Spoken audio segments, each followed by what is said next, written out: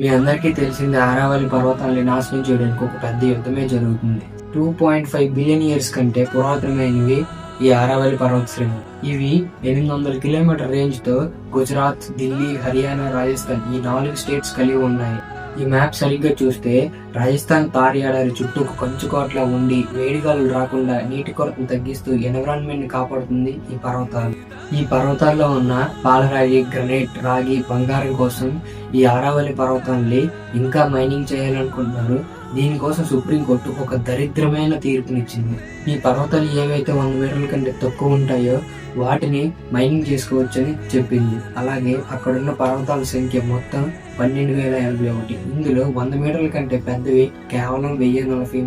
Supreme court తీర్పు ప్రకారం remaining 11,033 పర్వతాలని mining చేసుకోవచ్చని. ఈ తీర్పు పైన మీ అభిప్రాయం ఏంటో కామెంట్ చేయండి. అలాగే నా ఛానల్ సబ్స్క్రైబ్ చేసుకోండి, లైక్ చేయండి.